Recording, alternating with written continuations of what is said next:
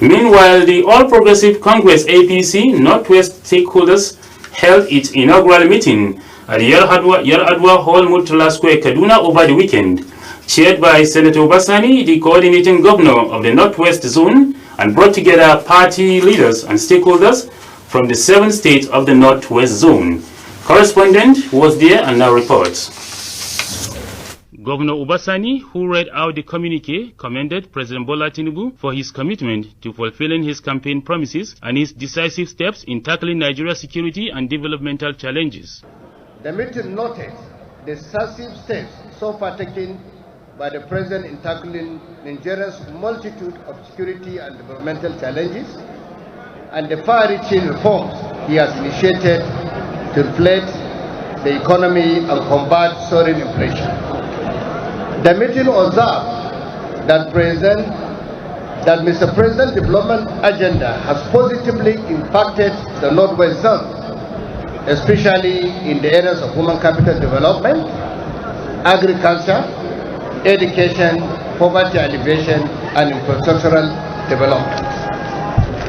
Also speaking, the Speaker of the House of Representatives, Honorable Abbas Tajuddin, urged members of the party to unite in the interest of the party, noting that since the elections are over, all elected leaders should endeavor to go about the objectives for which they were elected.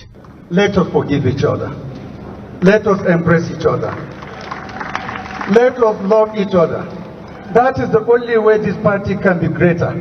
That's the only way this party can do better in the future. Similarly, the national chairman of the party, Abdullahi Umar Ganduje, also commended President Bola Tinubu for carrying the zone along in the governance of the country, while also appealing to Nigerians to continue to pray for the administration. The politics of rising men and women is what ultimately gave Ashwaju Bola Tinubu the presidency, and that is a lesson we all must imbibe. Speaking earlier, the national vice chairman, northwest of the party, Honorable Garba Detti Babawo, said the suspension of Ganduje at the ward level in Kano State is null and void because it is against the constitution of the party. That the problems in Kano and Zamfara State are being instigated by individuals impersonating as members of our party, but who are actually moles working for the opposition parties. DITV News spoke to some of those who attended the meeting, among whom were Senator Babangida Hussaini Kazaure from Jigawa State and the Senior Special Assistant to the President, Honorable Abdullahi Tanko Yakase.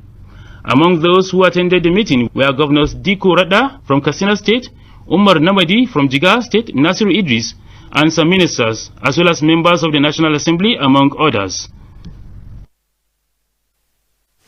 The federal government says it has reversed its decision to hold the transfer of electricity regulatory oversight